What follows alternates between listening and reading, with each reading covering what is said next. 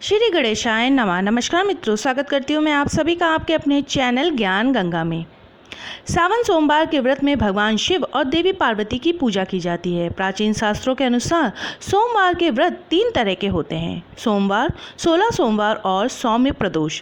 सोमवार व्रत की विधि सभी व्रतों में समान होती है। इस व्रत को सावन माह में प्रारंभ करना शुभ माना जाता है। पंचांग के अनुसार सावन में 5 सोमवार है और साथ ही पूरे 30 दिनों का है। ऐसी मान्यता है कि इस महीने में भोलेनाथ अपने भक्तों की हर इच्छा पूरी करते हैं। खासतौर से सोमवार व्रत करने वाले और उसकी विधिवत पूजा करने वाले जातकों को देवों के देव महादेव कभी निराश नहीं करते।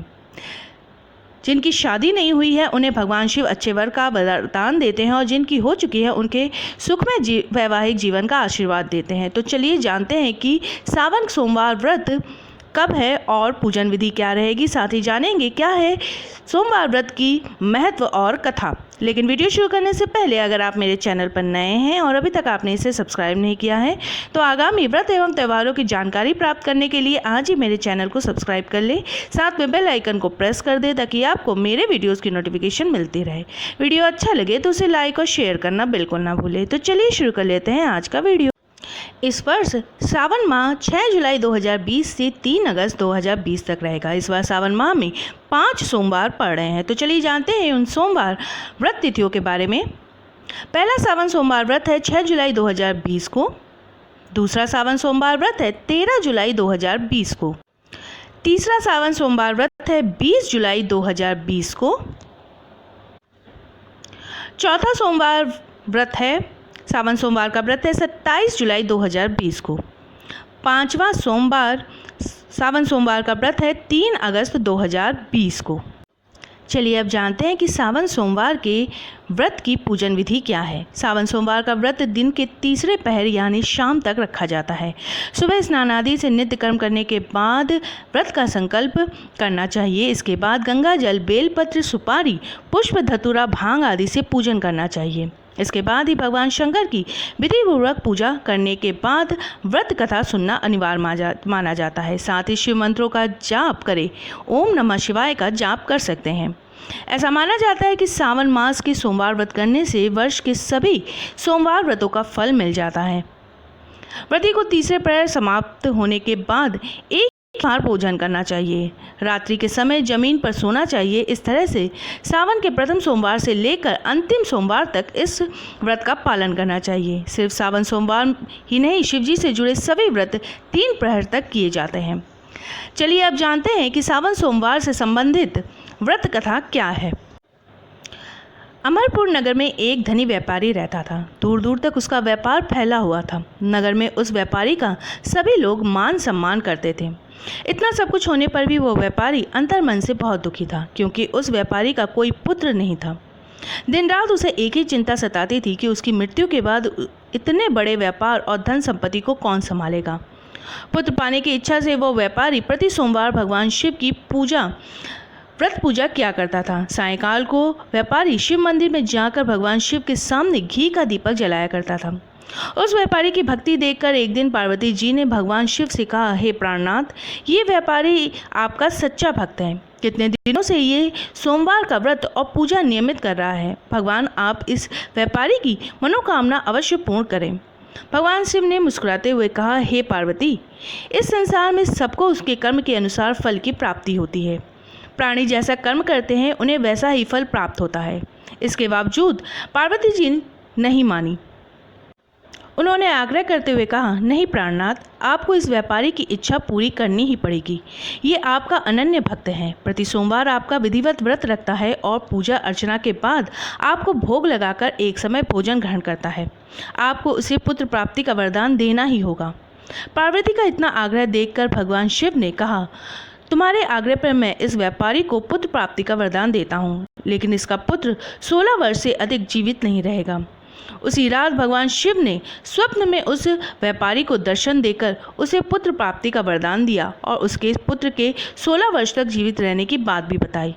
भगवान के वरदान से व्यापारी को खुशी तो हुई, लेकिन पुत्र की अल्पायु की चिंता ने उसे खुशी को नष्ट कर दिया। व्यापारी पहले की तरह सोमवार का विधिवत व्रत करता रहा। कुछ महीने पश्चात उसके घर अति सुंदर पुत्र उत्पन्न हुआ। उस पुत्र से व्यापारी के घर में खुशियां भर गई। बहुत धूमधाम से पुत्र जन्म का समारोह मनाया गया। व्यापारी को पुत्र जन्म की अधिक खुशी नहीं हुई, क्योंकि उसे पुत्र की अल्प आयु के रहस्य का पता था। ये रहस्य घर में किसी को नहीं मालूम था। विद्वान ब्राह्मणों ने उस पुत्र का नाम अमर रखा। जब अमर 12 वर्ष का हुआ तो शिक्षा के लिए उसे वाराणसी भेजने का निश्चय हुआ। व्यापारी ने अमर के मामा दीपचंद को बुलाया और कहा कि अमर को शिक्षा प्राप्त करने के लिए वाराणसी छोड़ाओ। मगर अपने मामा के साथ शिक्षा प्राप्त करने के लिए चल दिया। रास्ते में जहाँ भी अमर और दीपचंद रात्रि विश्राम के लिए ठहरे,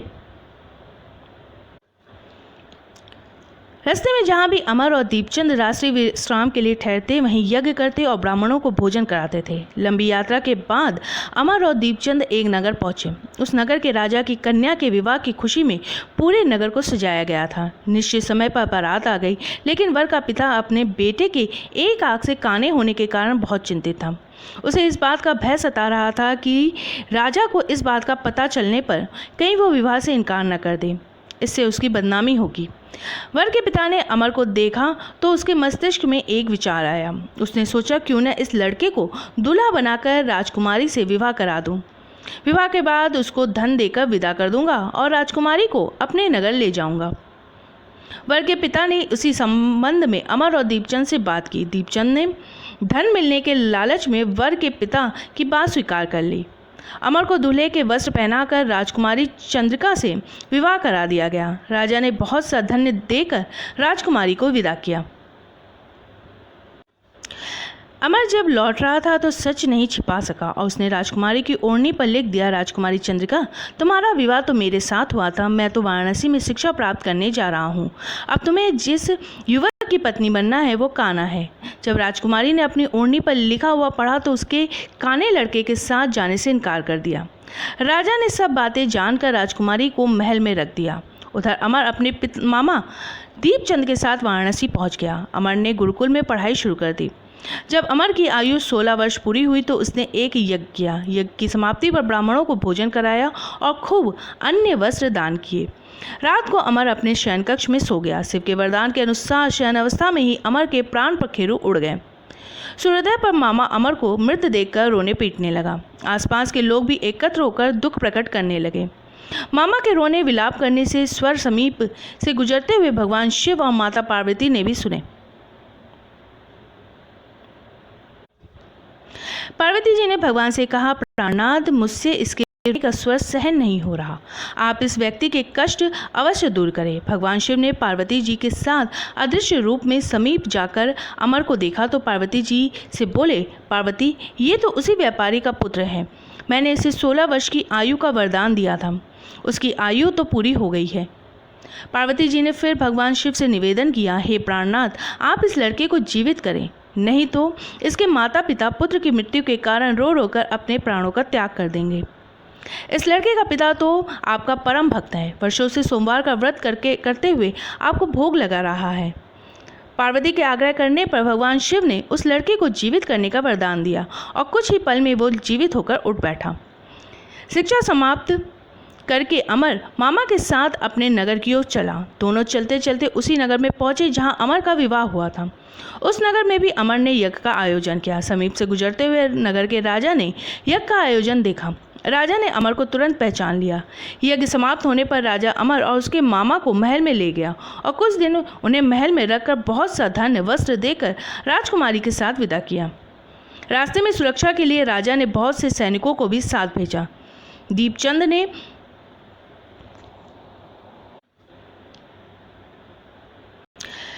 ने नगर में पहुंचते ही एक दूत को घर भेजकर अपने आगमन की सूचना भेजी। अपने बेटे अमर के जीवित वापस लौटने की सूचना से व्यापारी बहुत प्रसन्न हुआ। व्यापारी ने अपनी पत्नी के साथ स्वयं को एक कमरे में बंद कर रखा था। भूखे प्यासे रहकर व्यापारी और उसकी पत्नी बेटी की प्रतीक्षा कर रहे थे। उन्होंने प्रतिज्ञा कर रखी थी कि यदि उन्हें अपने बेटे की मृत्यु का समाचार मिला तो वो दोनों अपने प्राण त्याग देंगे। व्यापारी अपनी पत्नी और मित्रों के साथ नगर के द्वार पर पहुंचा।